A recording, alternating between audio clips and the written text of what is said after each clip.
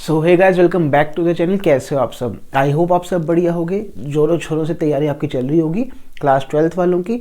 और आईईडी का last chapter जिसमें बड़े बच्चों को दिक्कत होती है, वो कहते हैं सर कहाँ तक करना है, क्योंकि बुक्स में ना बहुत बड़े चैप्टर दिए हुए हैं और पेपर में ना एक लिमिटेड पोर्शन ही आता है और सिलेबस में भी आपको एक लिमिटेड चीज़ें ही हैं जो आपको पढ़नी है। तो मैंने ना क्या किया, सोचा एक वन शॉट बनाता हूँ जिसमें सब कुछ कवर कर लूँ, और वो होना चाहिए ऐसा कि बहुत ईजी लैंग्वेज में हो और ज़्यादा बच्चों को डेटा वगैरह भी कवर ना करना पड़े, लर्न ना करना पड़े और ईजिली चीज़ें हो जाए। सो विदाउट वेस्टिंग टाइम सीधा वीडियो पर आते हैं। आप एक चीज़ कर लेना, चैनल को सब्सक्राइब कर लेना। मैं आपको जल्दी से शेयर कर दूंगा ये वाला, जैसे क्लास खत्म होती है ये पीडीएफ आपको टेलीग्राम पे मिल जाएगा, तो कोई दिक्कत नहीं आएगी। ठीक है, तो जल्दी से चलते हैं। जो हमारे चैप्टर का नाम है वो क्या है, comparative development experience of India and it's neighbours. ठीक है, तो ये चैप्टर आज हम अच्छे से डिस्कस कर लेंगे। तो पहला इसमें टॉपिक जो आता है वो आपको पढ़नी सिमिलैरिटीज़। ठीक है, क्या सिमिलैरिटीज़ हैं किसमें, in the development of India, Pakistan and China. जब इंडिया, पाकिस्तान, चाइना स्टार्ट हुए थे, बेसिकली जब उन्होंने अपनी डेवलपमेंट स्टार्ट की थी, तो कुछ ना ऐसी स्ट्रैटेजीज थी जो उन सबकी सेम थी। ठीक है, उस पर सबसे पहले डिस्कशन करेंगे। सबसे पहला पॉइंट और सबसे पहले टॉपिक आपका वही है। तो पहला चीज़ क्या है इसमें, ऑल द थ्री नेशंस, तीनों नेशंस ने स्टार्ट की थी अपनी डेवलपमेंट पाथ को एट द सेम टाइम। तीनों ने अपने डेवलपमेंट की जो स्ट्रेटेजी थी, पाथ था, वो एक ही टाइम ऑलमोस्ट शुरू किया था। इंडिया एंड पाकिस्तान मैं हाईलाइट भी कर देता हूँ। They got their independence in 1947। आपको पता है इंडिया पाकिस्तान जब अलग हुए थे, कब हुए थे, 1947 में। पर जो चाइना थी तब वो इंडिपेंडेंट इकोनॉमी कब बनी थी, 1949 के अंदर।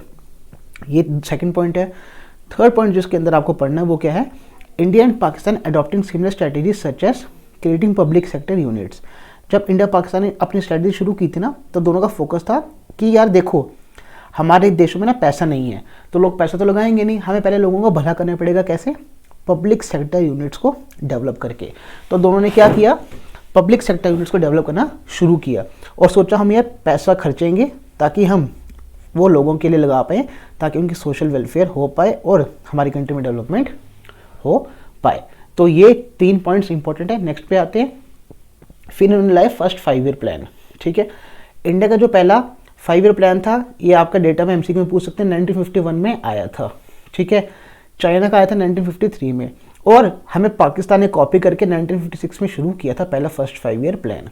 आपको ये पता होना चाहिए, जब इंडिया का पहला फर्स्ट 5 ईयर प्लान था वो 1951 में शुरू हुआ, एंड पाकिस्तान ने जब शुरू किया था वो कब किया था, 1956 में। और इस टाइम ना इंडिया का सेकेंड 5 ईयर प्लान शुरू हो चुका था। ठीक है, फिर कंट्रीज आगे बढ़ी। 1980s तक ना तीनों कंट्रीज का जो ग्रोथ रेट था वो सेम था, पर कैपिटा इनकम जो थी वो सेम थी। अब आप बोलोगे सर पर कैपिटा इनकम क्या होती है, वो समझा दो। तो मैं आपको बताता हूँ पर कैपिटा इनकम का मतलब क्या होता है। देखो, पर कैपिटा इनकम का मतलब होता है जो भी हमारी टोटल इनकम है कंट्री की, ठीक है, टोटल इनकम ऑफ कंट्री, जितने भी इनकम कंट्री की हो रही है उसको अगर डिवाइड कर दें हम पॉपुलेशन से, ठीक है, तो हमारी पर कैपिटा इनकम आ जाती है। इसका मतलब बेसिकली होता है एवरेज इनकम। ठीक है, वो हमारी आ जाती है। तो growth rate, per capita income almost हमारा सेम लेवल पे था। फिर इकोनॉमिक रिफॉर्म्स है, वो भी ऑलमोस्ट सेम टाइम पे तीनों कंट्रीज के शुरू हो गए।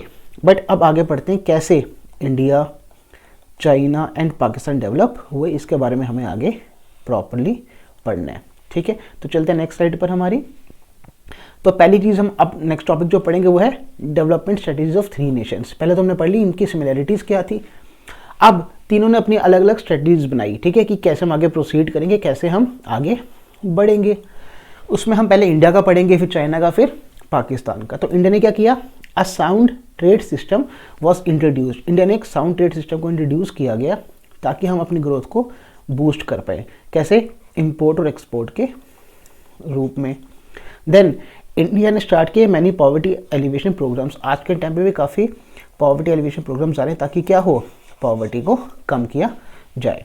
Then India started taking various measures to improve the village economy. Village economy क्या होती है, बेसिकली हमारी रूरल इकॉनमी, जो हमारी क्या है, थोड़े पीछे है, ठीक है, अर्बन के मुकाबले।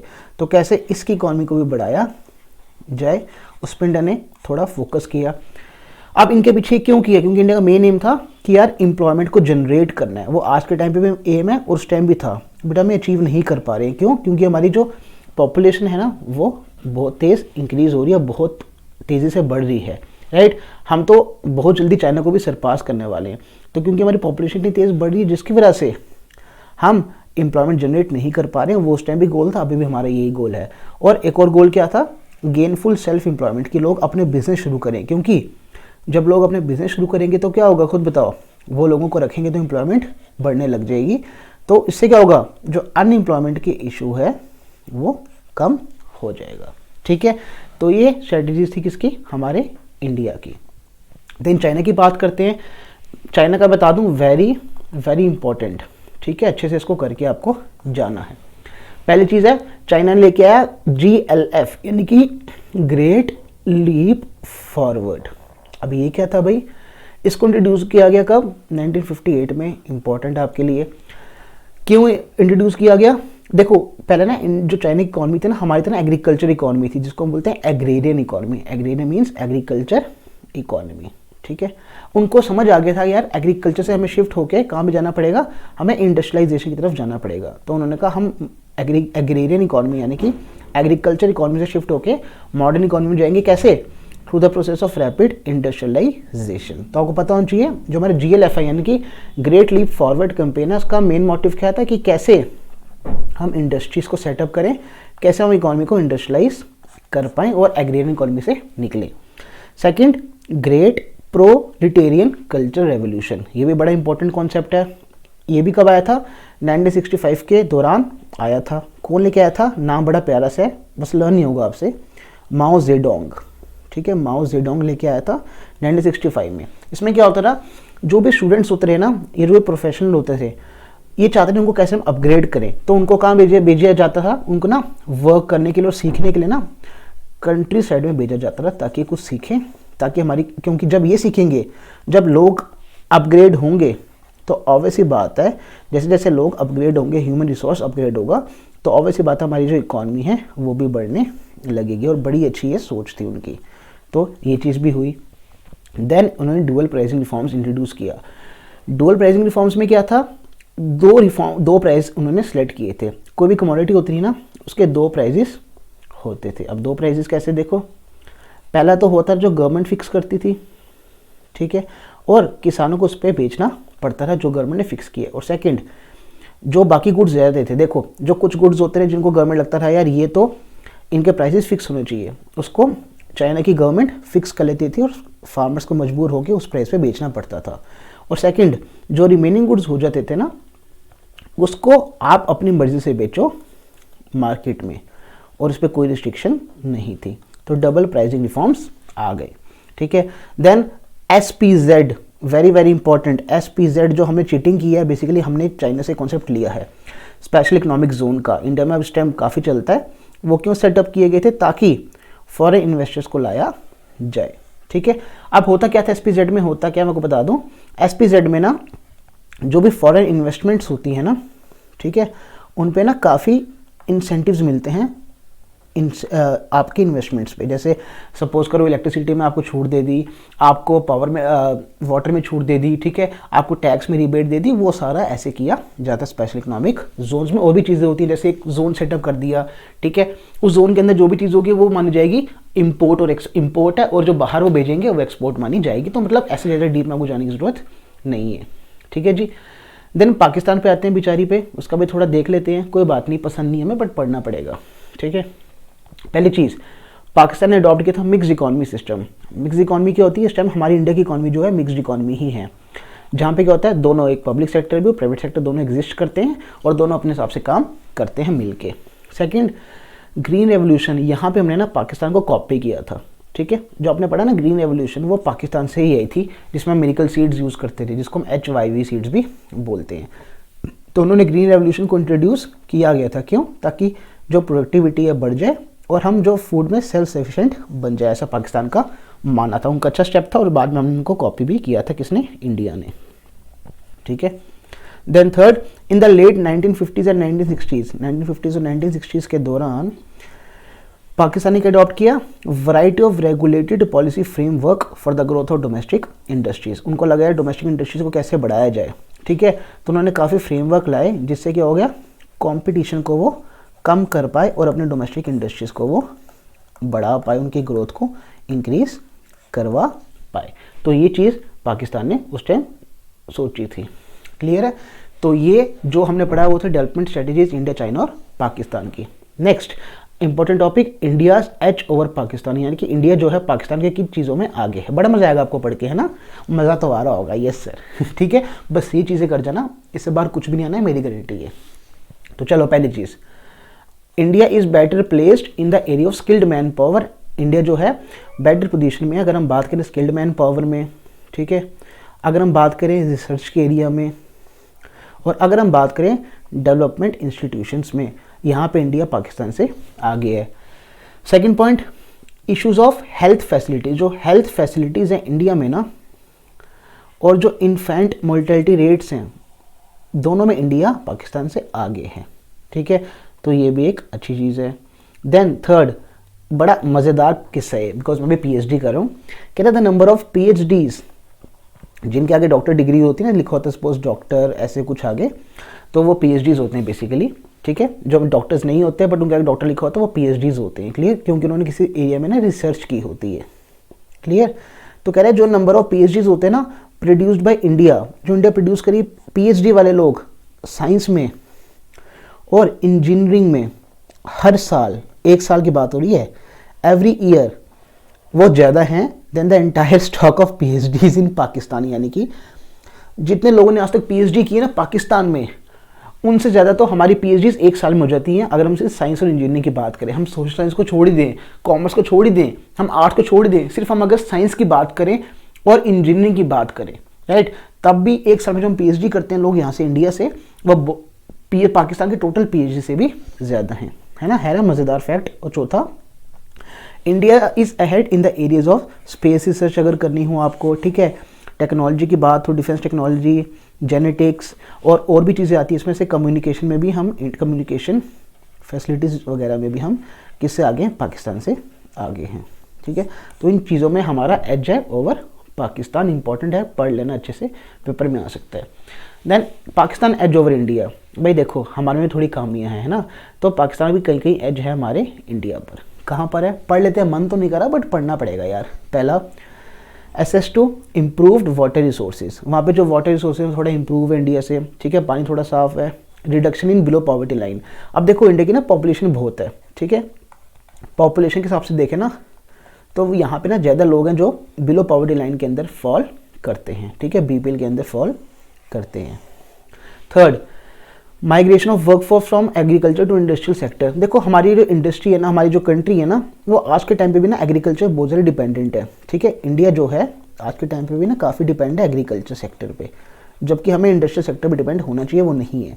जबकि जो पाकिस्तान है वहाँ पे जो है लोग जल्दी से मूव हो रहे हैं, माइग्रेट हो रहे हैं एग्रीकल्चर से इंडस्ट्रियल सेक्टर के लिए, तो ये चीज़ उनके लिए अच्छी बात है। And fourth, migration of people from rural to urban, कि जो लोग गाँव में होते हैं बेसिकली, वो ज़्यादा लोग हैं जो गांव से अब शहर में जा रहे हैं। गांव से कहाँ मूव कर रहे हैं?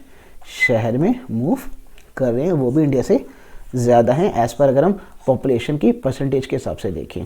ठीक है, तो जितने परसेंटेज ऑफ पॉपुलेशन मूव करी है रूरल से अर्बन, वो पाकिस्तान में ज़्यादा है। क्लियर है जी? हाँ जी सर, क्लियर है। ठीक है, देखो कितना 3-4 टॉपिक्स ही हैं। लास्ट टॉपिक है मैं करवा रहा हूँ आपको, comparative analysis of India, Pakistan and China.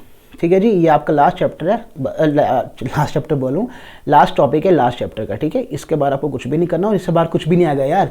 जिस दिन पेपर होगा ना उस दिन आके आप बोलोगे sir thank you so much. ठीक है, बस आपको कुछ नहीं करना यार। गुरु दक्षिणा में एक चीज़ मांग रहा हूँ आपसे, वीडियो को लाइक करना है, चैनल को सब्सक्राइब करना है, शेयर करना है और टेलीग्राम पे ज्वाइन हो जाना। क्यों? क्योंकि नोट्स उधर ही मिलेंगे। ठीक है, ये नोट्स मैं शेयर आपके साथ कर दूंगा, आप ये बस कर लेना।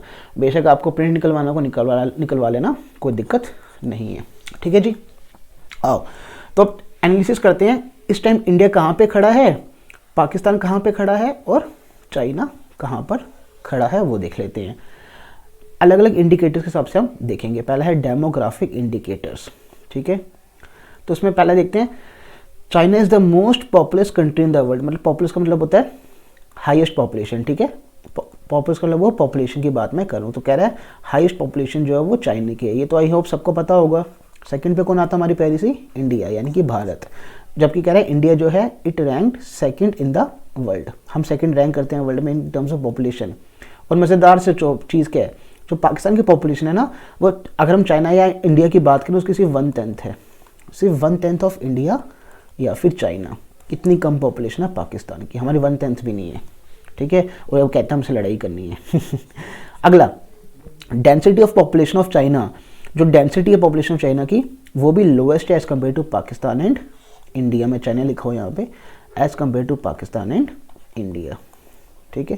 जो डेंसिटी है वो इंडिया और पाकिस्तान की जो है वो ज़्यादा एज़ कम्पेयर टू चाइना, जो कि गलत है। डेंसिटी क्या होता है, सपोज एक एरिया में कितने लोग रह रहे हैं, ठीक है, जितने ज़्यादा लोग रह रहे होंगे ना वो ज़्यादा क्या होगा, क्राउडेड होगा, तो वो कंट्री के लिए अच्छा नहीं होता। इसका मतलब आपकी कंट्री बड़ी क्राउडेड है, जगह कम है आपकी कंट्री में, तो डेंसिटी ऑफ पॉपुलेशन चाइना में लोएस्ट है, यानी कि यहाँ पे लोग आराम से रह रहे हैं, मतलब कम एरिया में आप समझ लो ज़्यादा कम लोग रह रहे हैं, ठीक है। जैसे मैं आपको एक एग्जांपल देता हूँ, लेटेस्ट से मैं आपको एक पेज पे लेके चलता हूँ, ठीक है। सपोज़ ये एरिया है, क्लियर। अब मैं कहता हूँ इंडिया की बात करता हूँ, सपोज़ इधर रहते हैं इस एरिया में 15 लोग, ठीक है, 15 people are living here. Same area में मैं कहता हूँ पाकिस्तान में रह रहे हैं 17 पीपल, ठीक है, सेम एरिया में। और मैं कहता हूँ चाइना में रह रहे हैं सिर्फ 9 पीपल। तो बताओ कौन अच्छे तरीके से रह रहा है, आप बोलोगे सर चाइना वाले, राइट। तो उसी को बोलते हैं हम बेसिकली डेंसिटी। आई होप ये पॉइंट आपको अब क्लियर हो गया होगा, ठीक है। तो चलते हैं आगे, नेक्स्ट पे चलते हैं, कहाँ पे थे हम, ठीक है, डेंसिटी में थे। फिर देन आते हैं नेक्स्ट पे, China and Pakistan have more proportion. कह रहे हैं चाइना एंड पाकिस्तान है ना, इनके पास ज़्यादा proportion of urban people than India, कि जो लोग अर्बन एरियाज में रहते हैं, ठीक है, उनकी प्रोपोर्शनेट ज़्यादा है as compared to India. Then fertility rate जो है वो भी हाईएस्ट है पाकिस्तान में और लोएस्ट है कहाँ पे, इंडिया में नहीं है, यहाँ पे चाइना लिख लेना, ठीक है जी, लोएस्ट इन चाइना, क्लियर है। जो फर्टिलिटी रेट है वो हाईएस्ट है पाकिस्तान में, लोएस्ट है हमारे चाइना में, और इंडिया जो है इनके बीच में लाई करता है, ठीक है। तो फर्टिलिटी रेट भी ज़्यादा होना अच्छी बात नहीं होती है, क्लियर। नेक्स्ट पे आते हैं, 1 चाइल्ड नॉर्म जो वो भी इंट्रोड्यूस किया गया चाइना ने 1970s में, ताकि जो प्रॉब्लम पॉपुलेशन की है वो ख़त्म करो, इकोनॉमिक ग्रोथ हमारी जो है वो तेज़ तरीके से हो, ऐसा चाइना का मानना था, जो मैं मानता हूँ कि इंडिया में भी ऐसी चीज़ होनी चाहिए, ठीक है। सेकेंड चीज़ आते हैं सेक्टरल कॉन्ट्रीब्यूशन जीडीपी। भाई हमारा जीडीपी जो है उसमें क्या कंट्रीब्यूशन रखता है, हमारे अलग सेक्टर्स का, एग्रीकल्चर का, इंडस्ट्रीज का और सर्विस सेक्टर का। तो अगर हम एग्रीकल्चर सेक्टर की बात करें, ठीक है, तो सारे कंट्रीज़ में ना एग्रीकल्चर सेक्टर में जो कंट्रीब्यूशन होता है जीडीपी का वो डिक्लाइन होने शुरू हो गया, जो कि अच्छी बात है। कह रहे इंडस्ट्रियल सेक्टर में क्या हो रहा है, चाइना ने मेंटेन की डबल डिजिट ग्रोथ, यानी कि इंडस्ट्रियल सेक्टर जो है वो जो उनकी कंट्रीब्यूशन है जीडीपी में, चाइना की जो कंट्रीब्यूशन है जीडीपी में इंडस्ट्रियल सेक्टर से वो डबल डिजिट में आ रही है, जो बहुत अच्छी बात है। लेकिन जबकि बात करूँ मैं अपने इंडिया की और पाकिस्तान की, यहाँ पे ग्रोथ रेट जो है वो डिक्लाइन होने लग गया हुआ है, ठीक है। देन अगर हम सर्विस सेक्टर की बात करें, China has raise its growth, China ने सर्विस सेक्टर में ग्रोथ रेज की है, जबकि इंडिया और पाकिस्तान जो है इनका जो कंट्रीब्यूशन है जीडीपी में सर्विस सेक्टर में वो स्टैग्नेंट है। स्टैग्नेंट क्या होता है, जब बड़ी स्लो ग्रोथ हो या नो ग्रोथ हो, तो स्लो ग्रोथ या नो ग्रोथ, क्लियर है जी, हाँ जी सर, अच्छे से क्लियर है। देन लास्ट इंडिकेटर पे आते हैं जो है ह्यूमन डेवलपमेंट इंडिकेटर्स, ठीक है, जहाँ पे बात करेंगे कि ह्यूमन डेवलपमेंट पे कितना ध्यान दिया जाता है अलग अलग चीज़ों में। तो देखो China has highest life expectancy, life expectancy होता है कितने साल तक एवरेज बंदा जीता है, तो चाइना में वो है 76 ईयर्स, इंडिया में कितना है 68.3 और पाकिस्तान में कितना है 66.4। Then China is moving ahead of both India and Pakistan in terms of human development, जो ह्यूमन डेवलपमेंट हो रही है, ठीक है, उसमें भी इंडिया पाकिस्तान से आगे कौन है, चाइना है, और यहाँ पे पाकिस्तान लास्ट में है। थर्ड में India is in worst condition, India सबसे पीछे है किसमें, in the areas of clean water and sanitation. हमारे यहाँ जो सैनिटेशन की प्रॉब्लम है और क्लीन वाटर की प्रॉब्लम है वो एक सीरियस प्रॉब्लम है, क्योंकि हम सोचो पाकिस्तान से भी यहाँ पर पीछे हैं। सेकंड, अर्बनाइजेशन में भी हम पीछे हैं पाकिस्तान और चाइना से, जो अर्बनाइजेशन है वो भी पाकिस्तान और चाइना में बहुत हाई है। And last, Pakistan has the highest under nourish people, ठीक है, किसी भी कंट्री में अगर अंडर नरिश पीपल ज़्यादा है वो चीज़ अच्छी नहीं होती है, तो पाकिस्तान में हाईएस्ट अंडर नरिश पॉपुलेशन है, जबकि चाइना में लोएस्ट है। इसका मतलब है इंडिया जो है वो इन बिटवीन है, ठीक है। तो ये चीज़ें आपको पता होनी चाहिए, इंपॉर्टेंट है। क्लियर। सो स्टूडेंट्स, एक चीज़ मैं आपको बता दूं आपके लिए, आप अगर सिर्फ इतना कर लोगे ना, आपका सारा कवर हो जाएगा। मैंने कोशिश की है इसमें आपका सारा इंपॉर्टेंट कराने की वन शॉट में, ठीक है। तो आई होप चीज़ें क्लियर होंगी। कुछ डाउट है कमेंट में लिख देना, ठीक है, मैं आपका रिप्लाई कर दूंगा। और प्लीज़ यार वीडियो को लाइक शेयर करो, सब्सक्राइब करो, चैनल को नहीं किया तो अपना प्यार दिखाओ। और नोट्स मैं आपको दे दूंगा अपने टेलीग्राम पे। नोट्स के लिए क्या प्रोसीजर है, टेलीग्राम पे सर्च कर लो, ठीक है, शिवम जौहर के नाम से चैनल है हमारा, ठीक है। उसको आपको ज्वाइन करना है, वहाँ पे आपको पीडीएफ मिल जाएगा। आई होप बाकी चीज़ें क्लियर हो गई होंगी, कोई दिक्कत नहीं होगी। तो पढ़ते रहो, मचाते रहो, अपने पेरेंट्स की रिस्पेक्ट करो, ठीक है। फॉर ना आपको जो आपके पेपर्स आ रहे हैं, तो मिलते हैं बहुत जल्दी। टेक केयर, जय हिंद, जय भारत, सी यू वेरी सून।